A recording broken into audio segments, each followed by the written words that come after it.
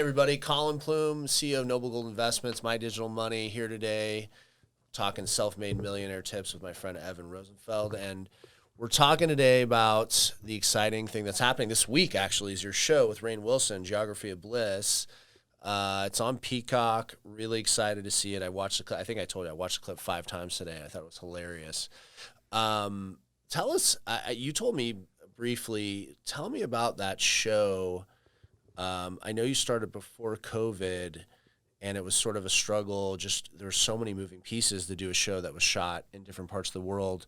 Tell me about the idea of the book and why you thought it was going to be good, and sort of the journey there of this story to make it to the end and on Peacock. So when I moved to LA and I started working, like trying to come up with show ideas and things like that, I was a huge fan of the Anthony Bourdain show, No Reservations. Love it. And I was like, I just think there should be like an Anthony Bourdain of this, of that. And somebody like set me straight early on. They said, that show is not, like, it's not that it's a great idea. It's that Anthony Bourdain is great. And so you can't just come up with that idea. It's like you have to find a person who's great. So I was discouraged for a long time with doing these like hosted travel shows because, you know, then I realized like, oh, that's true. There's all types of interesting things happening. Stanley Tucci did it. Yes. But he's Stanley Tucci. He's Stanley Tucci. And even so, like, it's still very hard to get those going. You know, there's 1,000 of these ideas for every one that gets made. And so that said, I kind of, you know, put the idea away of doing a show like this until in 2019, a buddy of mine who worked with me on Vice World of Sports called, his name was Casey Scharf, brought me this book called Geography of Bliss. It was a New York Times bestseller from 10 years before. And he had the book when it came out and had recently gone through something in his life that put him in a position to revisit it. And the book was written by this guy, Eric Weiner. Eric Weiner was an NPR journalist who had been covering all these stories around the world that were depressing, you know, about all these horrible things happening. And he found himself depressed. Like he was in these places only writing about things that were bad. And he found this list that comes out every year ranking countries from happiest to least happy. There's a few different ones. The UN puts out one, the World Happiness Index. But he found this list, and he kind of thought it was BS, you know, because you see this list, it's like, oh, what are people just like filling out a survey in Iceland, you know, saying I'm happy or not? But then he went to the organization that put the list together, and he came away a true believer in the science behind happiness. There was real science behind happiness, and it totally broke his understanding of happiness in the sense that he realized he had such a bad idea of what would make him happy. He didn't understand what would and what he discovered was that people generally have a very bad ability to figure out what will make them happy.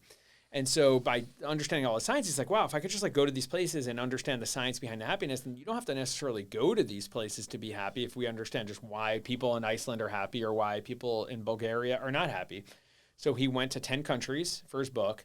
And, you know, when you read the book, when my buddy Casey brought me this, each chapter read like an episode of Anthony Bourdain. You know, Eric is in the hot springs with this, you know, Viking descendant, you know, talking about Iceland's love of nature and the physical connection with nature and all that kind of stuff. And so, you know, the show kind of like wrote itself in a certain sense. So we got it and we started working out what it looked like, started writing all the materials around the show, describing what the show would be like, cutting a sizzle reel. But we needed to think about who could host this thing because the journalist, Eric Weiner, is as good as he was for the book. He wasn't a TV guy. Yeah. I just go back because he kind of went farther. How did you get him on board? Rainn. Not Rainn. The writer. Yeah, we just called him. I mean, look, you know, these people that write things like, you know, get a lot of these calls and you'd be shocked at how many things get optioned. But, you know, fortunately for us, this had already been optioned, but like around 10 years before when the book came out, and it didn't work out. And sometimes that's not in your favor because at the end of the day, you could throw money, you know, for these rights, but it's still going to take time and opportunity away from this person. So it's like a gamble for this. These people are gambling on you. So when it's optioned, do you option it for a certain amount of time? Yes. And then do you pay the writer? How does that work? It's all different kinds of things. So sometimes you don't pay anything and they're just going to be cut in on the deal. Oh, I see. The more you pay up front, the less there is on the other side of it, right? Okay. But most, you know, people, if they're shrewd, rather than get a few $1,000s or $10,000 or whatever for the rights, like the big money is if a show goes. So it's like gambling on these people coming to you. And Eric took a bet on us, you know, even though something had happened 10 years before that didn't work out so well for him. Took the bet on us. And it actually like maybe wasn't a good bet for a while because like we jumped into all this stuff and then COVID hits, right? So we're about to take this show out. we get Rainn Wilson on board. So how we got him on board was, as simple as, you'd like to think you have these agents and they're going to make calls and all that kind of stuff, and they do that kind of stuff. But the best thing is if you're somebody with a reputation and you can get in touch directly. And so Rainn's manager at the time was Bob Odenkirk's wife. Bob Odenkirk is Saul from Better Call Saul. Oh, right. His wife was a well-known manager, and managers are accessible. You can call them, and we did. And Rainn, it just turns out, was a fan of Vice World of Sports, the show that I made, and also we had a mutual friend, the artist David Cho that I mentioned before, and he sort of like checked me out. And, he had been approached about all types of travel shows, and he said no to all of them. But this book he had read before. Rainn, yes. So nice. Rainn had a whole YouTube channel that dealt with the science of wellness and happiness, right? So that's why he was perfect. So when we looked at potential hosts for this, we wanted somebody who was funny, who had been open about, struggles with like depression, which Rainn had been. He gave a whole commencement to USC, commencement address, talking about his struggles, but also could navigate like the language around this. And he was perfect. So we got him on board, signed him up, and then we were ready to pitch the show, and then COVID hits. And it's like, oh man, what are you going to do? Because, number one, just physically producing the show is going to be impossible for a long period of time. But also, like, we're going to talk about happiness when people are at their worst place.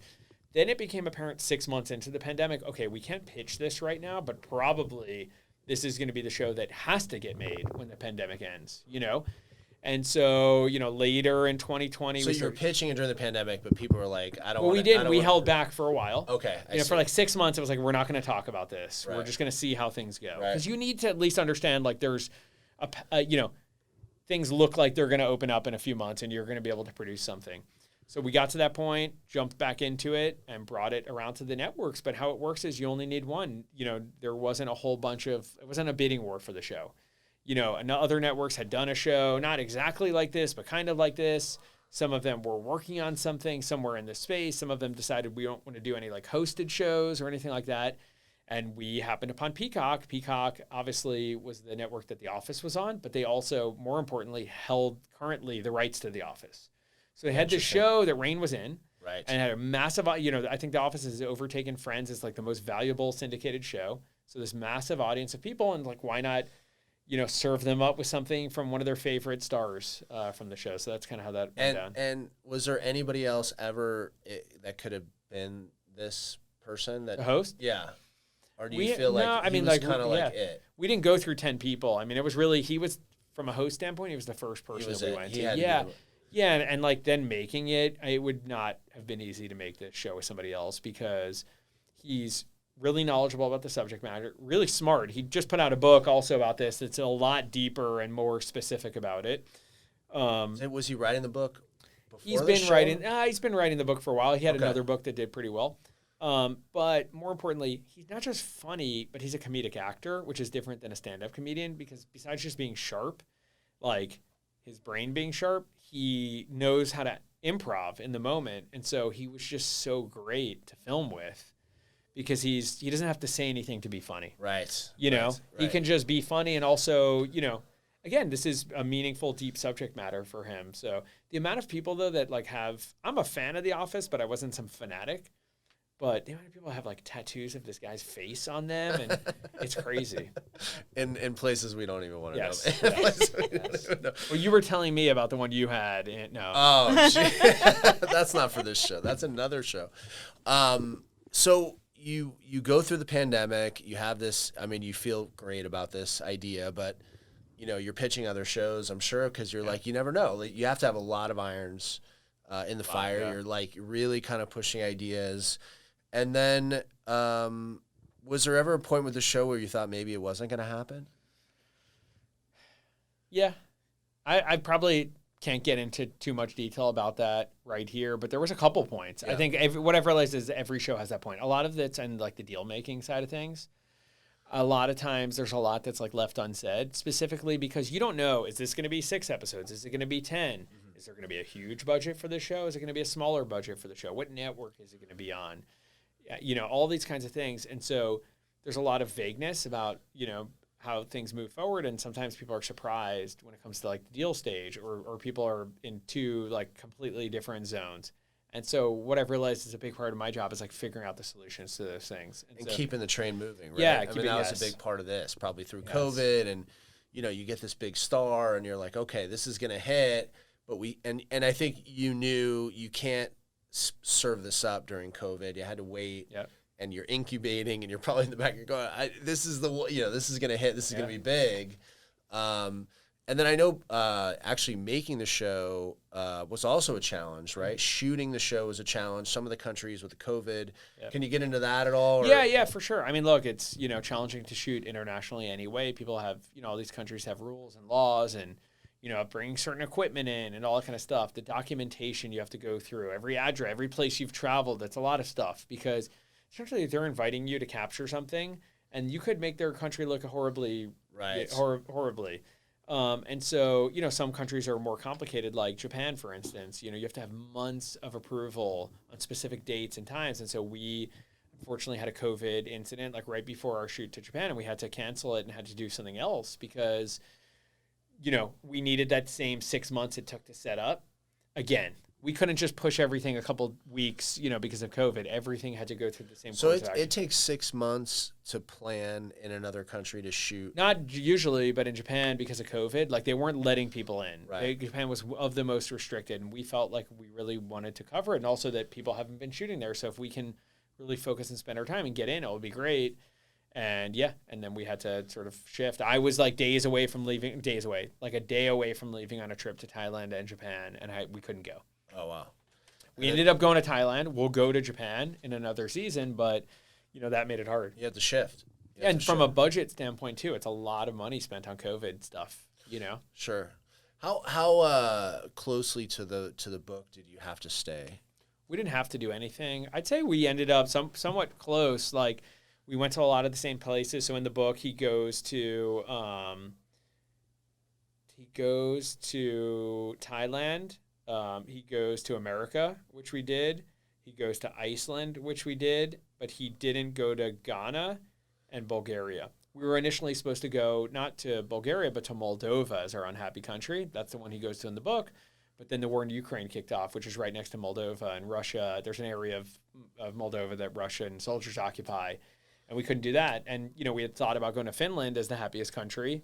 And they were right next to Russia, and they were like arming up and getting ready. So that's when we, think about this. We were like waiting all this time for COVID to kind of like end to go shoot this show. And then all of a sudden, as we're about to plan up this war, which could have gotten a lot worse, had that thing spread, that might have shut down the whole show. Yeah. So there's obviously some obstacles there that you couldn't have predicted, and 100%. Talks about what we talked about, I think, in the first one, is just being able to adapt in chaos, right? Yes. I mean, that's a big part of what you had to do on the show. Personally, did you learn anything? Yeah, I mean, I learned a lot. Look, I think there's more like specific smaller things, like just spending time in nature and all that kind of stuff. But I think the universal thing to understand is happiness is about connection, whether it be to family, friends, people. It's places where community is the strongest that people are the happiest. It's not places that have the most money now, of course, there's a base level of like you need to have enough money to like survive. Yeah. So the large chunk of countries like on the bottom end of that list are just not happy because you don't have the basics. There's not a lot to learn about those except for that you just need the basics. But as you get to a place like Bulgaria and all those kinds of things, you start to see, a little bit more detail about why and how people are happy. And I think connection is the big thing. It's these communities. They're connected. The people are connected. Yes, yeah. It's the deep connection with your family. The larger the family, the larger the neighborhood, the history of that neighborhood, the community relationships going back generations, the more comfortable and safe you feel because you just realize that even if something bad were to happen to, when it comes to financially bad, work-wise, or something would be harmful or, let's say you're a parent and what would happen to my kids if something happened, the more comfortable you can feel the place that you're in, the less stressed you'd be about those things. Right. Well, the show's looks great. I'm excited to see it. I'm sure it's going to be a big smash. Last question I have for you. What's your dream project? Do you have a dream project? Do you have something cooking, or is there something on the horizon? Or maybe you can't say, but maybe you can give us a little glimpse into something. I like, it's weird to say, but I was able to, I think, there's always something that's like my one I put up like this, but the dream project for me was the U, 30 for 30 that we made. I grew up as a huge University of Miami football fan, But I came up during the sort of like, mid, late 90s, early 2000s, knowing about those teams when a lot of the early success that was more interesting was like earlier in the 80s. And so I was able to get paid for 2 years to just focus on only, something that was incredibly intriguing to me, which was the University of Miami football program. Right. Yeah. So that was your love. Yeah, and I got to meet everybody. And also, not only that, like, the great thing was, like, I don't want to say on the level of, like, the people who had these great accomplishments, like, on the team, but for everybody that's a fan of that team, that movie is, like, the Bible. It's like the Holy Grail. And so even amongst, like, the fans and the communities, it's something really nice to be able to say, like, oh, I had a hand in that. I also met my wife, like, working on that. So, Jenna, my wife. So, that, it's another special thing. So I really loved making that. I'd say that was of the more personal stories, but there's always something. There's one I'm cooking up right now that I don't want to go to. I'll hopefully be able to talk to you about that next time we sit down. Yeah, exactly. Well, I appreciate it. Fairlane, you got anything else to... We should probably book him for 2 hours next time. Exactly. Evan, thank you for your time. Appreciate it. Thank you. Excited to see the show. Geography of Bliss. Check it out. Rainn Wilson. Exciting. See you guys next time.